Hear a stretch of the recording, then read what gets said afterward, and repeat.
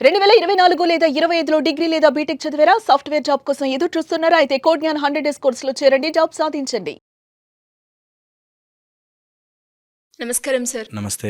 Sir, రిలేషన్‌షిప్‌లో కొన్ని issues అయినప్పుడు భర్తకి వైఫ్ యొక్క బిహేవియర్ కావచ్చు, తను చేసే పనులు కావచ్చు, లేదు అంటే తను ఇచ్చే కంఫర్ట్‌నెస్ కావచ్చు, ఏది నచ్చట్లేదు. ఓకే, మా ఆయనకి నచ్చట్లేదు. కానీ నేను అవి మార్చుకొని నేను చేంజ్ అవ్వాలి అనుకునే ప్రాసెస్‌లో కూడా అంటే అది అర్థం చేసుకోకుండా మళ్ళీ రివర్స్‌లో ఇది నెవర్ ఎండింగ్ ప్రాసెస్ అని అంటూ ఉంటారు. ఎలా చూడాలి అంటారు? ఎప్పుడైనా అట్లా ట్రై చేస్తున్నప్పుడు మారకపోతే బేసిక్‌గా కొన్ని ఫ్యాక్టర్స్ ఫస్ట్ మనం చెక్ చేసుకోవాలి. ఫస్ట్ వాళ్ళకి మనం కంఫర్ట్ ఇస్తున్నామా లేదా? అంటే కొంత కంఫర్ట్ లేకపోయినా అలా రిజెక్షన్ వచ్చేస్తుంది. లేకపోతే వాళ్ళకి ఎమోషనల్ డిమాండ్స్ గానీ, ఎమోషనల్ సేఫ్టీ ఇవ్వకపోయినా అవుతుంది. అండ్ థర్డ్ ఎప్పుడైతే డామినెంట్‌గా ఉంటారో నేను చేస్తున్నా, నీకోసమే చేస్తున్నా అనేట డామినెంట్‌గా ఉంటారో అప్పుడు నచ్చదు. ఇది జనరల్‌గా. ఓకే.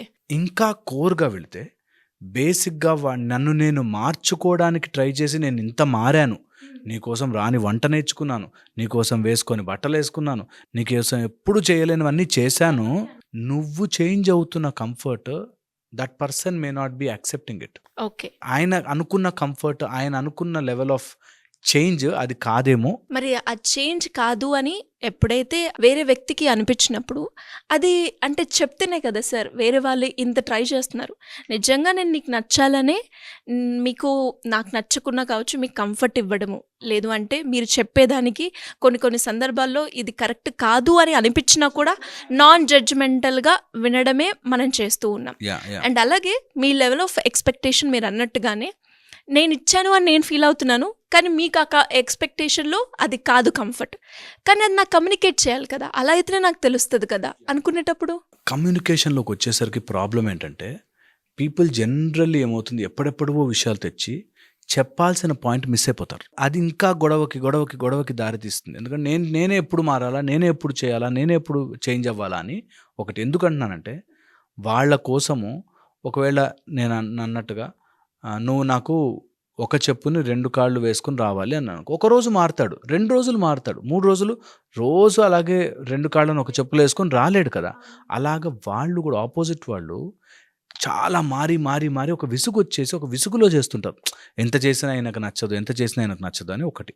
రెండోది కమ్యూనికేట్ చేసేటప్పుడు they just can't tell that ఇది చేస్తే బావుంటుందని. ఎందుకంటే వాళ్ళకి అది కాదు పాయింట్. వెనకాల ఎక్కడో కోర్ బిలీఫ్‌లో వీళ్ళు మారరు. ఈమె ఏం చేసినా యాక్టింగ్ చేస్తోంది. వీళ్ళు ఎలా చేసినా సరే ఈమె నన్ను మోసం చేయడానికే చేస్తుంది. నేను నమ్మను. ఇవన్నీ నేను చెప్తే చేసేతే ఎందుకు? ఆ మాత్రం అర్థం చేసుకోలేరా? ఈ టైప్‌లో వీళ్ళు ఎలా ఉంటారంటే లోపల నుంచి దే హావ్ లాస్ట్ దట్ వీళ్ళు నా కోసం ఏం చేయట్లే. అంతా యాక్టింగ్. అంటే ఆ పర్సెప్షన్ ఎలా మార్చాలంటారు? ఈ పర్సెప్షన్ మార్చాలి అంటే వాళ్ళ కోర్ మారాలి. వాళ్ళ లోపల ఉండే ఆ బిలీఫ్ దట్ వీళ్ళు నాటకాలు చేస్తున్నారు. ఈళ్ళు అబద్ధం ఆడుతున్నారు. ఆర్ ఈమె ఎప్పటికీ నా కోసం కాదు. ఆర్ వాళ్ళు ఆల్రెడీ ఆ కోర్‌లో వేరే వాడితో కమిట్ అయిపోయి, లేకపోతే మోసం చెయ్యాలని ఫిక్స్ అయిన వాళ్ళని నువ్వు ఎంత కమ్యూనికేట్ చేద్దాం అనుకున్నా అవ్వదు.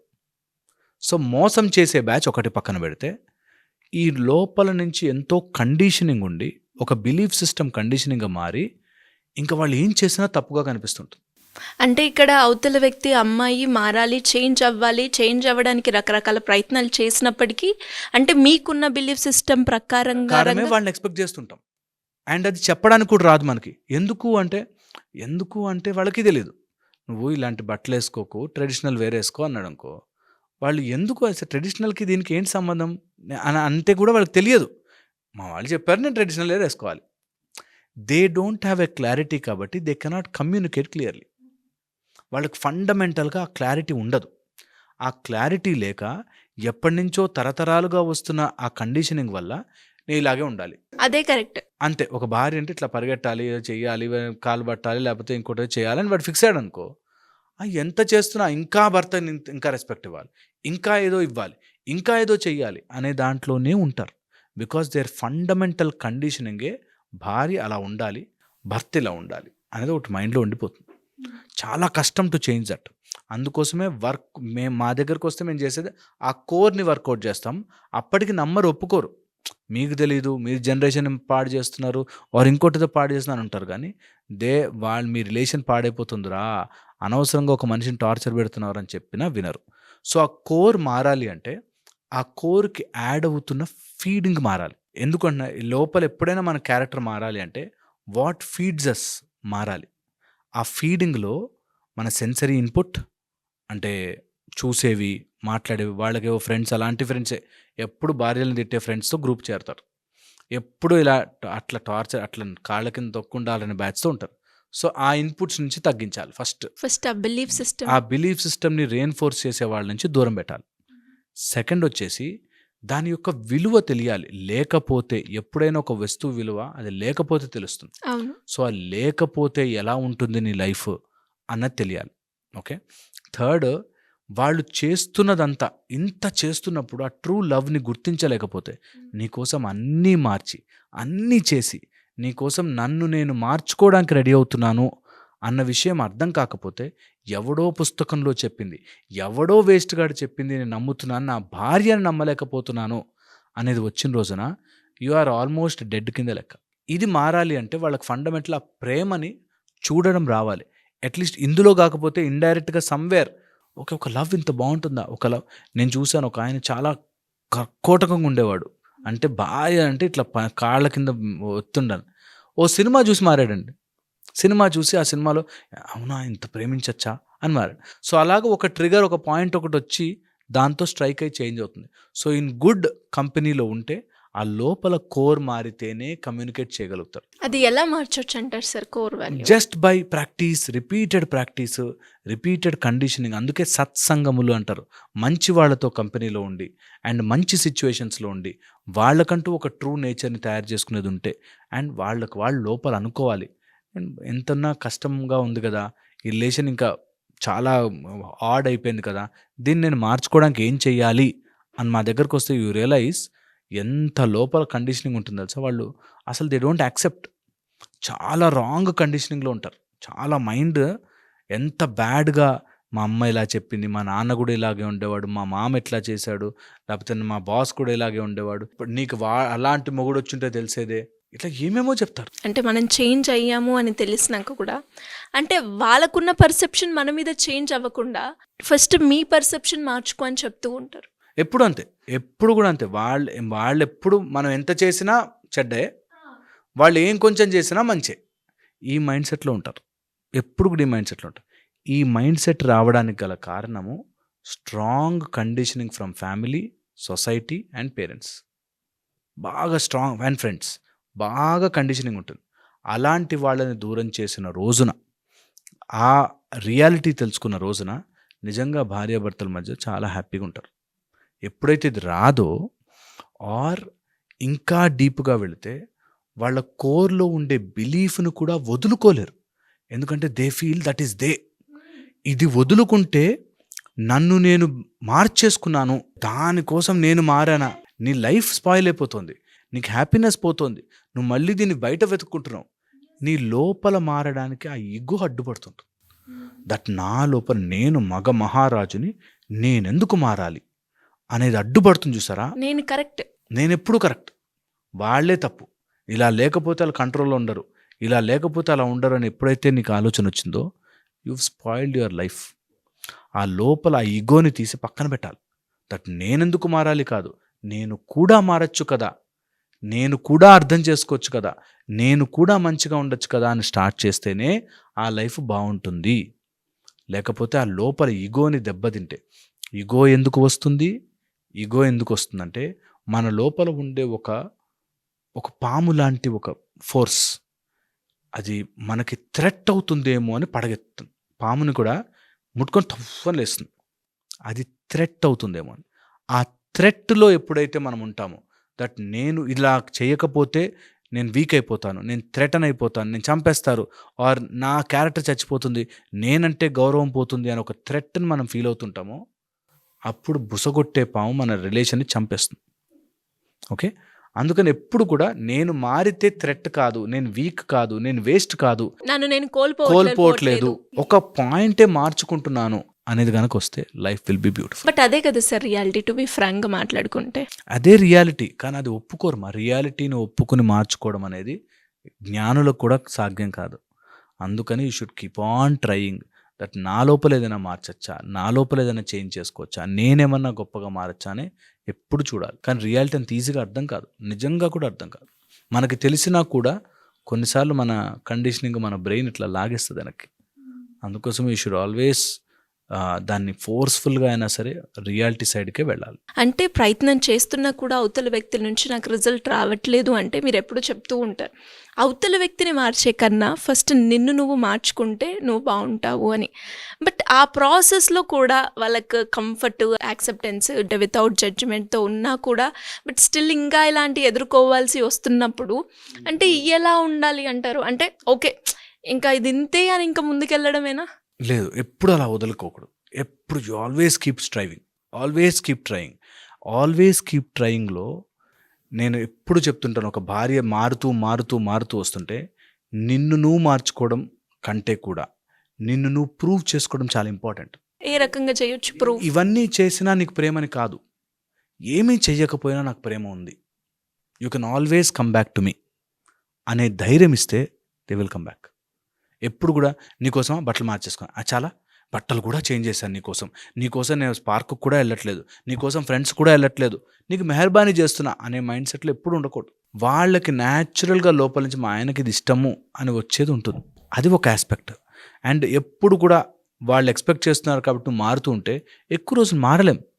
ఒకరోజు మారుతాం, 2 రోజులు మారుతాం, తర్వాత మనకే విసుగొచ్చా ఇది ఇంతే వేస్ట్, ఎంత మారినా అంతే అని అనిపిస్తుంది. So never ever do that. వాళ్ళ కోసం మనం మార్చుకోవద్దు, మనం ఇలా ఉందాం, వాళ్ళు తెలుసుకుంటారు, ప్రేమతో తెలుసుకుంటారు. మీరు అన్నట్టుగానే తెలుసుకుంటారు. కొన్ని సందర్భాల్లో ఏమవుతుందంటే మీరు తెలుసుకునే ప్రాసెస్లో ఆ టైంలో నేను ఉండకపోవచ్చు, దెన్ అప్పుడు మీరు తెలుసుకునే లాభం ఏంటి? ఉన్నప్పుడు మనిషి విలువ తెలియనప్పుడు. అంటే మనం ఎలా ఆలోచిస్తున్నాము, ఒకవేళ గనక అలా మరీ ఓవర్ అయిపోయి ఇంకా ఏమాత్రము చేంజ్ కావట్లేదు, ఏమాత్రం మారట్లేదు అనుకుంటే నీ సొంతం దాన్ని పోగొట్టుకుంటే నువ్వు ఉన్నా లేకపోయినా పోయినట్టే. సో తను రియలైజ్ అయ్యేంత వరకు నువ్వు మార్చుకుని ఉంటే యు ఆర్ ఆల్రెడీ గాన్. నువ్వు ఓన్లీ బట్టలు మనిషి మిగిలామంతే, ఆల్రెడీ యు ఆర్ డెడ్. అందుకోసమే అంటాను, వాళ్ళు తెలియకపోయినా సరే నువ్వు మెల్లగా ప్రశాంతంగా నీకు నచ్చినట్టుగా హామ్ చేయకుండా రిలేషన్ ముఖ్యమని బ్రతికితే చాలు. అంతేగాని వాళ్ళు మారాలి కాబట్టి నేను మారి యు ఆర్ ఆల్రెడీ గాన్. చాలా ఇంపార్టెంట్ ఇది ఎక్కదు, టైం పడుతుంది, బట్ దట్ ఈస్ ట్రూ. సిన్సియర్గా ఉండి ఎక్స్పెక్టేషన్లో కూడా సిన్సియారిటీ ఉండడం చాలా ఇంపార్టెంట్. అలా ఉంటేనే మారుతుంది. అండ్ వెరీ కాంప్లికేటెడ్ తెలుసా, కొంతమంది మారాలని అనుకోరు, కొంతమంది కావాలనే ఫాల్ట్స్లో ఉంటారు, కొంతమంది కావాలనే ఇలా ఇరికించాలని చూస్తుంటారు. అలాంటి వాళ్ళని నిజంగా కూడా చాలా కష్టపడి మారుస్తాం, చాలా కష్టపడాల్సి వస్తుంది. But that's how it is. అదే హ్యూమన్ మెంటాలిటీ, అదే హ్యూమన్ మైండ్. అంత సింపుల్గా ఈజీగా ఉంటే ఏ రిలేషన్ ప్రాబ్లమ్స్ ఉండవు. బట్ మారరు. ఎందుకు మారరు అంటే నేను చెప్పినట్టుగా బిలీఫ్ సిస్టము, ఈగో, కోర్ లోపల ఉండే వాళ్ళ కండిషనింగ్ అండ్ ఇవన్నీ చేసి నేనేదో మోసపోతున్నాను, ఒకే ప్యాటర్న్లో ట్రైనింగ్ అయిపోయి సేమ్ అదే ఇంప్లిమెంటేషన్ కావాలి అంటే అప్డేటెడ్ వెర్షన్లో ఉన్నప్పటికీ కూడా సేమ్ అదే థాట్ ప్రాసెస్, సేమ్ అదే. మారరు. వాళ్ళకి చాలా చాలా కష్టమవుతుంది. ఇంత అండ్ ఒకటే ఫోకస్డ్ థింకింగ్ ఉంటుంది వాళ్ళకి, ఒకటే ఫిక్స్డ్ థింకింగ్. ఇంకా ప్రపంచం ఇంత పెద్దగా పెరుగుతోందిరా, ఇంత మారిపోతున్నాం, ఎంతున్నాం, అయినా నువ్వు ఆ సంకుచితమైన ఆ ఒక్క ఆలోచనతో ఇరుక్కుపోయావే అని ఒక్కసారి గుర్తించరు, రియలైజ్ అవ్వరు. అని చాలా టైం పడుతుంది. అండ్ ఇలాంటి కష్టము ఏ అమ్మాయికి రాకూడదు తెలుసా. వాడి కోసం మొత్తం మారి ఇంట్లో వాళ్ళని వదిలొచ్చి అన్నీ చేసి ఎంత కష్టం ఉంటుంది తెలుసా. అలాంటి అమ్మాయి అలాంటి కష్టము నిజంగా ఏడుపు వస్తుంది. అరే ఎంత చేసినా కూడా ఏంటండి అలాంటి మనిషి, ఎంత చేసినా రెస్పాన్స్ లేదు అన్నప్పుడు కడుపులోంచి బాధేస్తుంది. అండ్ ఆ బాధ నిజంగా ఏదున్నా లేకపోయినా ఆ బాధ ఏ మగాడికి తగలకూడదు.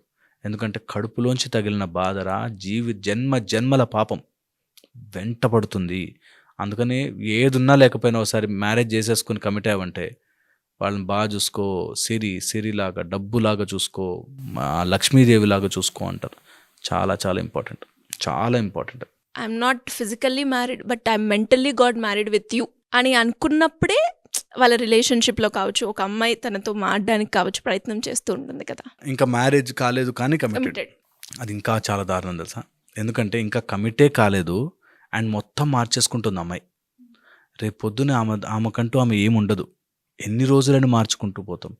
అందుకే ఎప్పుడు కూడా లవ్లో కానీ మన కమిట్మెంట్లో కానీ you be yourself truly. Harm చేయకుండా you be yourself truly, then everything will fall in place.